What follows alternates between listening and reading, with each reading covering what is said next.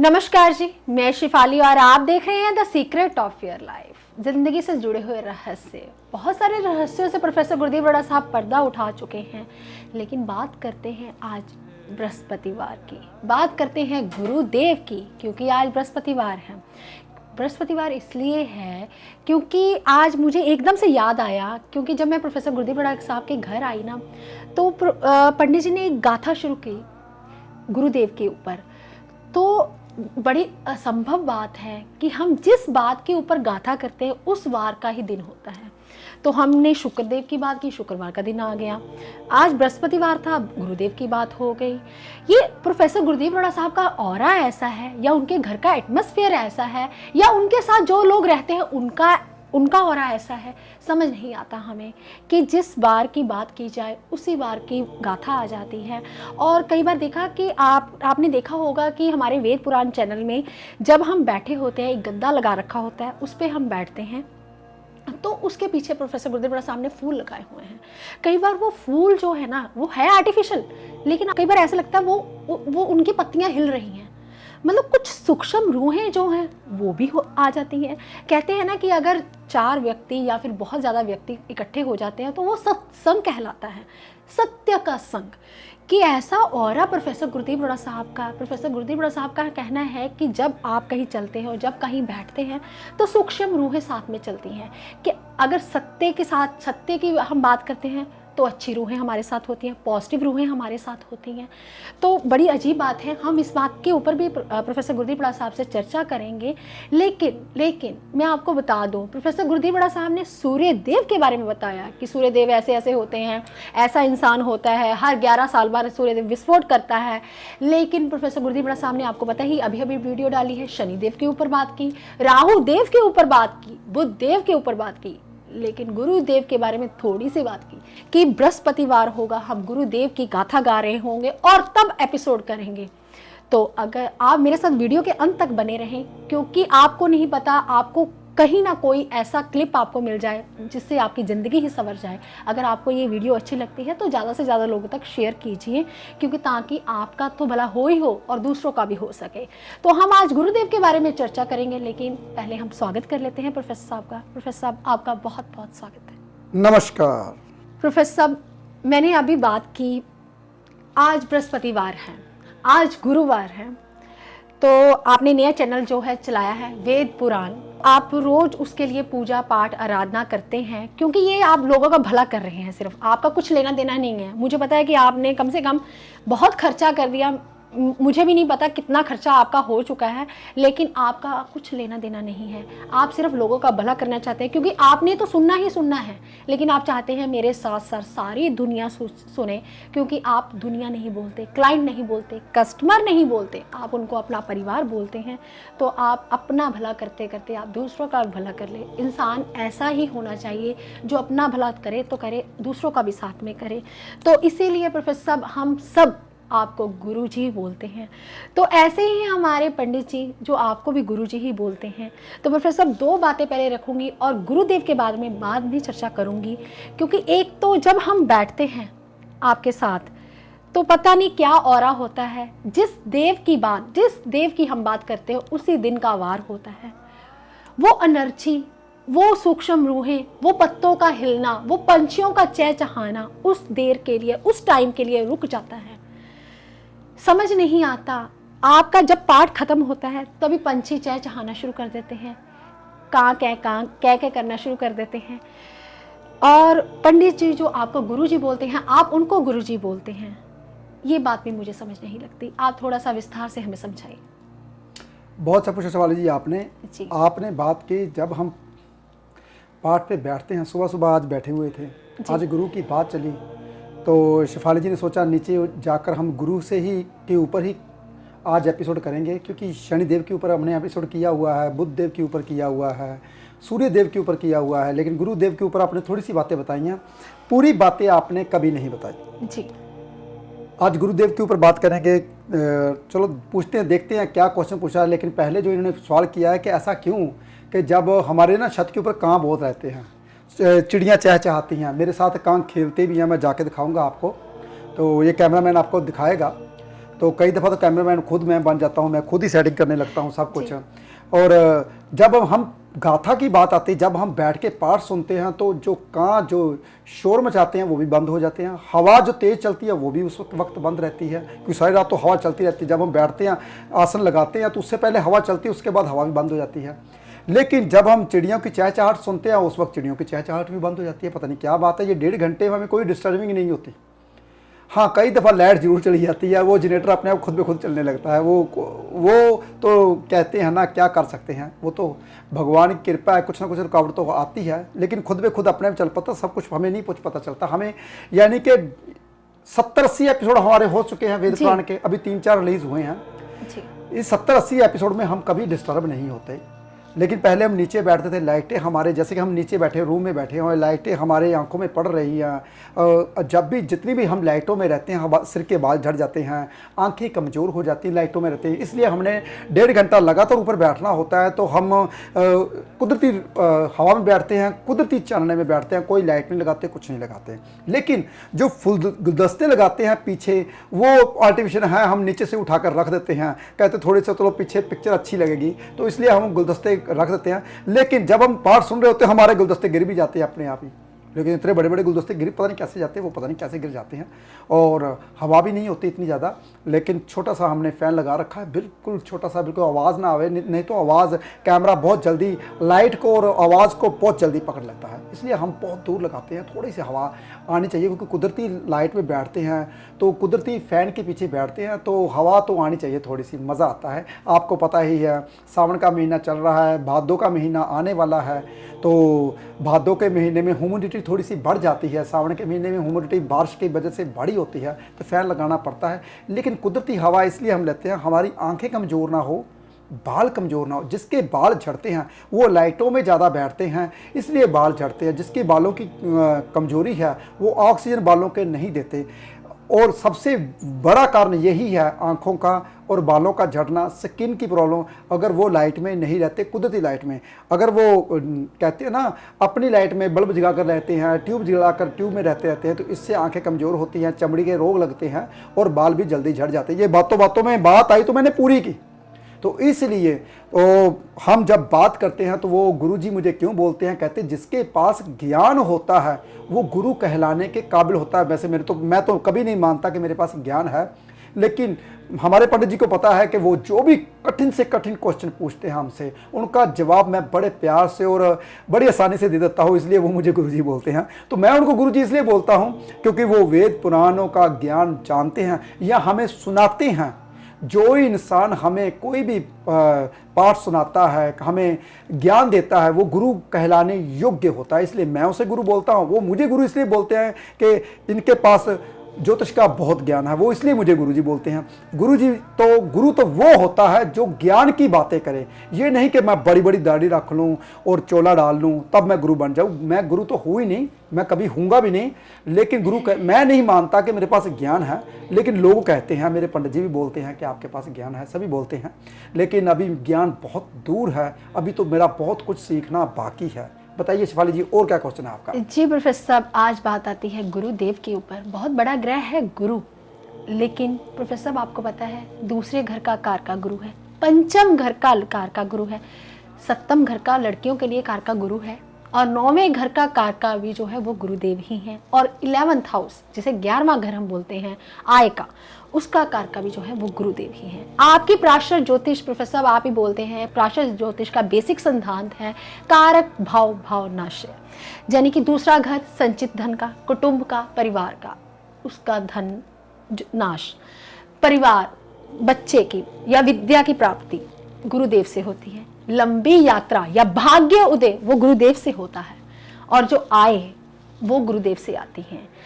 क्या प्रोफेसर साहब आपने तो बोल दिया कारक भाव भाव नाश्य, लेकिन हमें संचित धन भी चाहिए, परिवार भी चाहिए, बच्चे भी चाहिए, विद्या भी चाहिए, आय भी चाहिए और पति का साथ भी चाहिए। ऐसा कैसे संभव है? तो प्रोफेसर साहब आप ही बोलते हैं कि गुरु की अगर महादशा या अंतरदशा आ जाए तो क्या होता है, क्या होता है? कुछ प्रोफेसर साहब तो बोलते हैं अगर गुरु की दशा या महादशा आ जाए तो बहुत खराब, लेकिन मैंने कहीं किताबों में पढ़ा है, शायद आप ही ने पढ़ा होगा, क्योंकि कुछ ज्योतिषी जो हैं वो भी प्रोफेसर गुरदीप बड़ा साहब का प्रोग्राम जो है वो देखते हैं, उन्होंने भी पढ़ा होगा कि जब गुरु की महादशा आती है तो संचित धन भी मिलता है, परिवार का साथ भी मिलता है और विद्या भी मिलती है। क्या प्रोफेसर साहब आपकी नॉलेज और किताबों की नॉलेज में बहुत अंतर है, तो इस बारे में भी आप थोड़ा सा हमें बताइएगा जरूर। बहुत अच्छा पूछा शिफाली जी आपने पूछा कि जब भी गुरु की महादशा आती, मैं बोलता हूँ जब भी गुरु की महादशा आती है कभी अच्छी नहीं होती जी। किताबें बोलती हैं गुरु की महादशा आएगी तो सब कुछ मिलेगा जी। ऐसा कुछ नहीं है भाई। गुरु किस घर का मालिक है ये जरूर साथ में देखेंगे। जब भी गुरु की महादशा आती है, गुरु क्या है पहले गुरु के बारे में समझिए, जैसे मैंने शनिदेव के बारे में आपको ब्रीकी में समझाया। इसलिए गुरु के बारे में भी समझना आपके लिए बहुत ज़्यादा जरूरी है। अगर आप गुरु को अच्छा करना चाहते हैं, गुरु की महादशा आए और आपका नुकसान ना हो, अगर आप चाहते हैं, पहले मैं आपको कुछ बातें बताना चाहता हूँ, वो आपके बारे में पता होना चाहिए। अगर आपको घर वाले बुरा ना बोले, अगर आपको मोहल्ले वाले बुरा ना बोले, अगर आप ऑफिस में जाओ, आप सभी ऑफिस वाले बोले नहीं बहुत बढ़िया इंसान है, अगर आप दोस्तों मित्रों में बैठो, दोस्त मित्र आपकी प्रशंसा करें, वो बोले ये तो बहुत अच्छा इंसान है यार, इसके पास बैठ के मज़ा आता है। फिर अगर आप बोले कोई भी सोसाइटी में जाओ, कहीं भी जाओ, आपकी निंदा ना की जाए और आप सबके बारे जितने लोग हैं आप सबके बारे में अच्छा बोले, आप किसी को भी बुरा ना बोले, लोग आपके बारे में बुरा ना बोले। आप जो भी कार्य करो जिससे लोगों का बुरा ना हो, आप कुछ भी करो ताकि लोगों का नुकसान ना हो।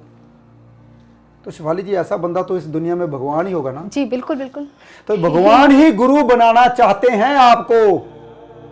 अगर आप ऐसे हो तो मैं लिख के देता हूं, गुरु ग्रह कभी खराब नहीं होता। जो आपकी 16 साल की दशा आने वाली है वो बहुत बढ़िया आने वाली है।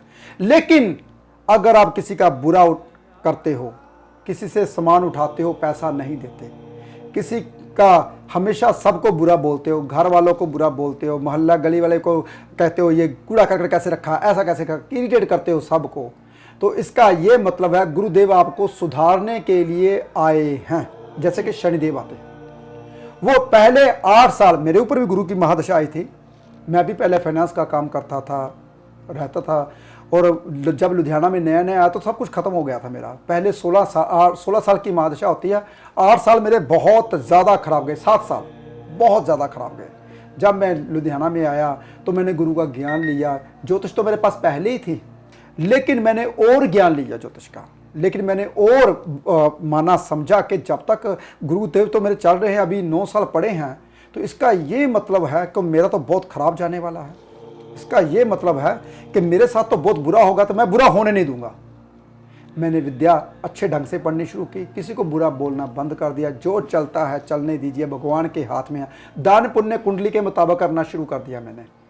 तो 8 साल के बाद इतना अच्छा हुआ, भगवान की कृपा से मेरा नाम होना शुरू हो गया, लोग जानना शुरू हो गए, ऐसे ऐसे सब कुछ। मैं ऐसा नहीं हूँ भाई, पहली बात मैं बता दूँ, मैं बुरा इंसान ही हूँ, क्योंकि मैं कभी अपने आप को अच्छा नहीं समझता, मैं कभी अपने आप को ज्ञानी नहीं समझता, मैं कभी अपने आप को ये नहीं समझता मैं ही सब कुछ करता, ऐसा कुछ नहीं है अभी मेरे में। मैं आम इंसान ही हूँ आपकी तरह, ज़मीन से जुड़ा हुआ हूँ, ज़मीन पर बैठता हूँ।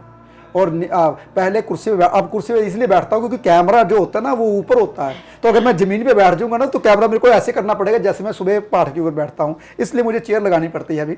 तो मैं ज़मीन के साथ जुड़ा हुआ हूँ, ऐसा कुछ नहीं है मेरे पास ना ज्ञान है। ज्ञान अभी इकट्ठा कर रहा हूँ, आपके सामने ही हूँ, ज्ञान इकट्ठा कर रहा हूँ। लेकिन जो बात पंडित जी पूछते हैं, जो बात शेफाली पूछते हैं, जो दुनिया का कोई भी क्वेश्चन पूछते हैं, उसका जवाब मैं साइंटिफिक रीजन से जरूर देता हूँ।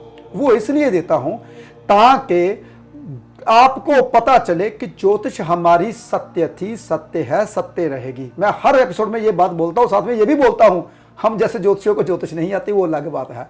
लेकिन गुरु क्यों अच्छा करवाते हैं, वो आपको सुधारने के लिए आते हैं, तभी बुरा होता है। जब आप सुधर जाते हो तो गुरु आपका अच्छा हो जाता है। देखिए गुरु लगन में क्या करवाता है शेफाली जी? मेहनत पे मेहनत करवाता है और फल नहीं देता। Very good.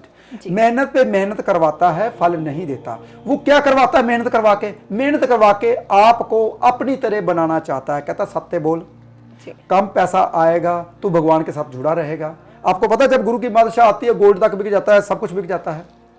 जी बिल्कुल। पता है ना आपको, वो इसलिए गोल्ड तक भी जाता। अभी भी जो गुरु है मकर राशि में आया, गोल्ड का भाव बढ़ गया, अभी धनु राशि में चल रहा है, अभी मकर राशि में फिर आएगा, फिर भाव बढ़ेगा। यानी कि मकर राशि में गुरु नीच के होते हैं, लोग गोल्ड बेचते हैं, गोल्ड बिकता है उनके घर का। तो इसलिए जब गुरु खराब होते हैं आपके, तो आपके घर में सबसे पहले गोल्ड ही बिकता है और पैसा घर से जाता है। घर वाले बच्चे आपको बुरा कहना शुरू कर देते हैं, और जैसे ही आप गुरु को अच्छा करते हो तो सभी आपके साथ जुड़ जाते हैं। तो गुरु आपके कैसे अच्छा होंगे वो बाद की बात, पहले मैं बता दूं गुरु खराब कैसे होता है। जब आप किसी के साथ न्याय नहीं करते, जब किसी के साथ अन्याय करते हो, किसी का पैसा नहीं देते। शनि भी खराब होता है, गुरु भी खराब होता है। बहुत ध्यान से सुनिए बात, गुरु और शनि एक बराबर के ग्रह हैं, बराबर के ग्रह हैं गुरु और शनि, कोई भी कम नहीं है। और इसलिए जब आप किसी के साथ बुरा करोगे, किसी का अच्छा नहीं करोगे, तो गुरु आपका अच्छा रहेगा, पैसा रहेगा आपके पास, संचित धन रहेगा, कभी नहीं हो सकता। गुरु अकेला जिस घर में बैठता है उस घर का नाश करता है, जिस घर को देखता है उस घर की वृद्धि करता है। बहुत ध्यान से सुनिए, पराशर ज्योतिष का सिद्धांत है, गुरु अकेला जिस घर में बैठता है उस घर का नाश करता है, जिस घर को देखता है उस घर की वृद्धि करता है। लेकिन अगर साथ में कोई और ग्रह आ जाए, दो ग्रह बैठ जाए, सूर्य मंगल चंद्र, तो कभी ऐसा नहीं होता, फिर उस घर का नाश नहीं करते। कारक भाव नाशे की बात की इन्होंने कि कारक भाव जो दूसरे घर में गुरु बैठ जाए तो उस घर का नाश करता है, बिल्कुल करता है। अगर साथ में चंद्र हो जाए तो फिर नाश नहीं करता, फिर फायदा करना शुरू कर देता है। साथ में अगर कहीं ग्रह आ जाए, ये बात ध्यान में सुनिए, अकेले गुरु की बात की गई यहां से। लेकिन अगर गुरु बुध के साथ बैठ जाए, शेफाली जी, अगर बुध के साथ बैठ जाए, गुरु चुप हो जाता है। गुरु चुप हो जाता है। वो इसलिए चुप हो जाता है क्योंकि हम ज्ञान की बात कर रहे हैं। अगर कोई तीसरा आके बात कहे, अरे भगवान कहाँ है, भगवान तो है ही नहीं, आप बोलते हो भगवान भगवान रट देते हो, मैं आया हूं यहाँ पे, मैंने कहा ये भगवान की करनी थी तभी आप मेरे साथ आए हो, हमारे साथ। ले ऐसे कैसे, मैं तो खुद चल के आया हूं, है? मैंने कहा ये भगवान की इच्छा है तभी आप मेरे से बात कर रहे हो। फिर वो ज्यादा बोलेगा, फिर हम चुप कर जाएंगे भी, क्योंकि मूर्ख को ज्ञान के बारे में क्या बताना, वो भगवान ही दे सकता है उसको ज्ञान, हम नहीं दे सकते। लेकिन जितना हमारा फर्ज बनता है हम समझाएंगे, नहीं तो चुप कर देंगे। इसी तरीके से गुरु के साथ अगर बुध बैठ जाए तो गुरु चुप कर जाता है, बुध कहता है, क्योंकि बुध दिमाग का कारका है, गुरु ज्ञान का कारका है। तो दिमाग की जो बातें करेगा गुरु चुप कर जाएगा, गुरु अपने ज्ञान की बात उसके सामने नहीं रखेंगे। इसलिए हमेशा याद रखिए। लेकिन अगर राहु के साथ बैठ जाए तो गुरु कुंडली में खत्म हो जाता है। देखिए फिर सुनिए बहुत ध्यान से, गुरु अगर राहु के साथ बैठ जाए तो कुंडली में खत्म हो जाता है। तो गुरु खराब योग बनवाता है यहाँ पे। वो इसलिए खराब योग बनाता है, गुरु कहता है अब मेरी यहाँ पे जरूरत नहीं है, ये घर ही खराब है। तो इसलिए गुरु और राहु का मेल कभी जिंदगी में अच्छा नहीं होता। वैसे गुरु और बुध का मेल भी अच्छा नहीं होता, खटास पैदा करता है रिश्तों में। तो इसलिए बहुत सी ऐसी बातें हैं समझनी जरूरी हैं। लेकिन गुरु के बारे में अगर समझना चाहते हो, पहले ज्ञान आपके पास होना बहुत ज़्यादा जरूरी है। अगर गुरु के बारे में जानना चाहते हो, ज्ञान कब आता है? जब आप बुजुर्गों के पांव को हाथ लगाते हो। ज्ञान कब आता है? जब आप बुजुर्गों की इज्जत करते हो। ज्ञान कब आता है? जब ऐसे सत्संग की बात करते हैं। सत्संग कहाँ होता है? जैसे शिफाली जी ने अभी बोला, जहां पर सत्य की बात होती है वो सत्संग ही होता है। जी हाँ जी शिफाली जी, क्या पूछने वाले थे आप? जी प्रोफेसर, बात आती है, मैंने बोला कि अगर दूसरे घर में गुरु हो तो संचित धन जो है वो जुड़ नहीं पाता। तो ऐसा अगर संचित धन जो है हमने जोड़ना हो, घर में पैसा इकट्ठा रखना हो, तो हम कैसे कर सकते हैं? शिफाली जी बहुत आसान है उपाय जी। संचित धन अगर जोड़ना हो तो पैसा इकट्ठा करना हो तो क्या करना चाहिए? मैंने बताया अभी भी, सबसे आसान उपाय बुजुर्गों के पांव को हाथ लगाइए जी। तो इससे क्या होगा? धन इकट्ठा होना शुरू हो जाएगा और ज्ञान आना शुरू हो जाएगा। जी प्रोफेसर, बहुत मुश्किल है। मुश्किल इसलिए है, पिता की पुत्र से नहीं बनती, पिता की बच्चे की दादा से नहीं बनती, दादी से नहीं बनती। घर के बुजुर्ग हैं, पितरों की लोग पूजा नहीं करते, तो वो भी गुरु ग्रह हैं। तो प्रोफेसर ये सबसे मुश्किल कार्य है। तो इसके लिए आप कुछ सिंपल साधारण सा कहिए ना, कि फोटो लगा के ऐसे पूजा पाठ कर ली जाए, क्योंकि बच्चे आजकल नहीं मानते कहना। तो कहते हैं हमारे पास धन भी हो, हम लोग हवाई यात्रा भी करें और पिता की संपत्ति पे राज भी करें, लेकिन पाँव को हाथ नहीं लगाना। शेफाली जी, जिस घर में पिता के साथ ना बनती हो सकता है कि कुछ कारण रह जाते हैं, लेकिन आप पिता की फोटो लगाकर पिता की फोटो को भी हाथ लगा सकते हैं। कई दफ़ा ऐसे रिश्ते हो जाते हैं, ऐसी बात नहीं है, मतभेद रहता है, लेकिन अपनी इज्जत दिल में वैसे ही रखनी है। अगर आप गुरु को ज्ञान लेना चाहते हो, हवाई यात्रा करना चाहते हो, पैसा चाहते हो, ये तो हुई बात पाँव को हाथ लगाने की। लेकिन अगर आप घर में गोल्ड रखते हो तब भी गुरु आपका बहुत बढ़िया होता है, पैसे की कमी नहीं रहती। अगर आप गोल्ड भी नहीं है, चावल में हल्दी डालकर ट्रांसपेरेंट कांच के बर्तन में आप घर पे रखते हो, ये मैंने बोला हुआ है, तब भी घर में गोल्ड ज्ञान की कमी, पैसे की कमी नहीं रहती। अगर आप घर में 2 किलो हल्दी रखते हो, उसे यूज करते हो, तब भी ज्ञान की कमी नहीं रहती। घर में परिवार का सदस्य जो खुशियां हैं, जिसके घर में बच्चा नहीं होता, जिसके घर में हवाई यात्रा नहीं होती, भाग्य उदय नहीं होता, स्टडी पूरी नहीं होती, तो ये सारी चीज़ें होनी शुरू हो जाती हैं। गुरु का बहुत आसान उपाय होते हैं, मैं सबको बताता रहता हूँ, लेकिन गुरु कैसे ठीक होता है? जब जब गुरु की माँ दशा आएगी तो आप पीड़ित तो जरूर हो गए। तो इसलिए एस्ट्रोलॉजर को दिखाना बहुत ज़्यादा जरूरी है, ताकि गुरु किस घर का मालिक है। आपको पता है, कुछ लोग ऐसे ही दान पुण्य करने चल जाते हैं, पैसा बहुत होता है, कहता मैं ये करने जा रहा हूँ, वो करने जा, आज बुधवार है तो गाय को चारा देना है मैंने ट्राली भर के, आज गुरुवार है तो मैंने चने की दाल देनी है 1 बोरी, आज शनिवार है तो उड़द की दाल दान करनी है मैंने। तो ऐसा करने से भी धन खत्म हो जाता है, जो कि कुंडली के मुताबिक दान पुण्य नहीं करते। हाँ, हो सकता है कि 5% फल मिले, लेकिन अगर वो ग्रह बहुत अच्छा हो, उसका आप दान पुण्य कर रहे हैं, तो 95% आपका नुकसान हो सकता है। ऐसे बंदे बहुत मैंने गरीब होते हुए देखे हैं, जो बहुत अमीर थे और बिना सोचे समझे दान पुण्य करते थे। कुंडली के मुताबिक दान पुण्य करते हो तो आपको पता चलता है कि, आपको पता है, शनि 11वें घर में लल्लू करे कबलियां रब सदियां पावे, पंजाबी की कहावत है।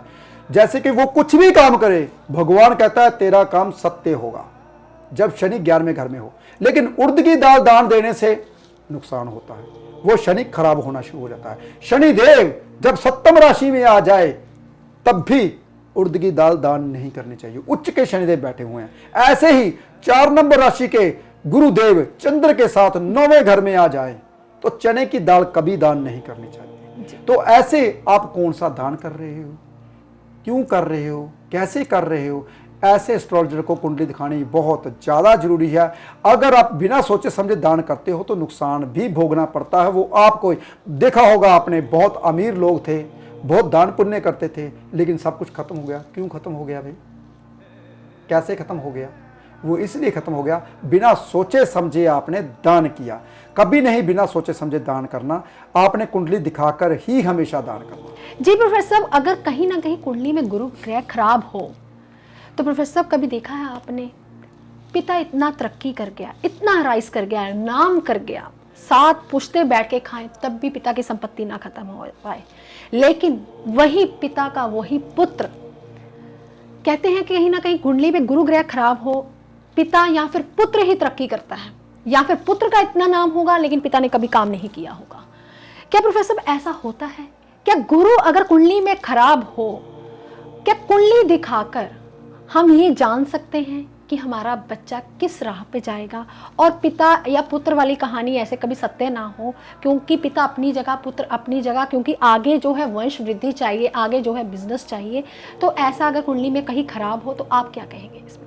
बहुत सा पूछा लीजिए आपने जी। एक बात हमेशा याद रखिए, अगर पिता तरक्की करेगा तो पुत्र कम तरक्की करेगा जी। अगर पिता नकम्मा होगा तो पुत्र बहुत बढ़िया तरक्की करेगा। ये तो विधि विधान शुरू से चलता आ रहा है जी। क्योंकि दादे की प्रॉपर्टी हमेशा पोते ही हासिल करते हैं, पोते ही नाम करते हैं, ये बात की बात है जी। ये तो विधि विधान शुरू से चलता आ रहा है। लेकिन पहले एक बात और जानिए, जो बात समझने वाली है।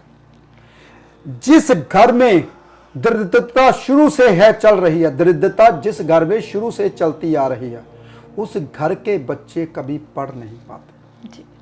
यानी कि जब इंसान कहते हैं बीए एमए पास कर जाता है उस घर का सदस्य, तो वो घर का गुरु ग्रह ठीक हो जाता है, वो दरिद्रता घर से भाग जाती है। बहुत आसान उपाय बताया। जिस घर में गरीबी है, बच्चे को कैसे ना कैसे करके बीए से ऊपर पढ़ा लीजिए ताकि आपके घर में दरिद्रता कभी ना रहे। लेकिन जिस घर में बच्चे पढ़े लिखे नहीं होते उस घर में कभी भी दरिद्रता नहीं जाती, कामयाबी कभी नहीं आती, कभी पैसा उसके घर में नहीं रहता। इसलिए पढ़ना बच्चों का, अगर बच्चे नहीं पढ़ रहे पुत्र को पढ़ाइए, अगर पुत्र नहीं पढ़ रहे तो बहू घर में पढ़ी हुई लाइए। जिस घर में बच्चे पढ़े हुए आ जाएंगे उस घर में दरिद्रता भाग जाएगी, कामयाब आप हो जाओगे 100%। ये सबसे बढ़िया उपाय गुरुदेव का मैंने आपको बताया, क्योंकि सबसे आसान उपाय अपने बच्चों को पढ़ा लीजिए, तब भी आपका गुरु ग्रह ठीक हो जाएगा। जी प्रोफेसर साहब, अभी बात आती है 3 अंक की। अगर 3 अंक जो रूल करता है वो गुरु ग्रह को रूल करता है। 3 अंक अगर ओम बनाया जाए वो भी 3 अंक से बनता है। तो प्रोफेसर साहब, जिनकी कुंडली में 3 अंक की कमी होती है वो इंसानों को क्या उपाय करना चाहिए और कैसे वो 3 अंक को, गुरुदेव की कमी को पूरा कर सकते हैं? शेफाली जी, बहुत आसान। जो इंसान का 3 अंक नहीं है, जैसे कि आपकी कुंडली में 3 अंक नहीं है जी, तो आप तो ज्योतिष का काम करते हो, ज्ञान करते हो, तो आपको जरूरत नहीं है जी, क्योंकि 3 अंक जिसके पास नहीं होता धैर्य नहीं होता। जैसे मेरे पास भी 3 अंक नहीं है जी, तो मैंने भी गुरु का काम किया, तो गुरु का ज्ञान लिया, 3 अंक पूरा हो गया। जिसके पास 3 अंक नहीं होता तो गुरु का ज्ञान लेना शुरू कर दे, सत्संग करना शुरू कर, बुजुर्गों का आशीर्वाद लीजिए, ये 3 अंक पूरा हो जाता है। लेकिन 3 अंक पूरा करना हो तो ओम का, जैसे कि शेफाली जी ने बोला, 3 अंक से ही ओम पूरा होता है जी।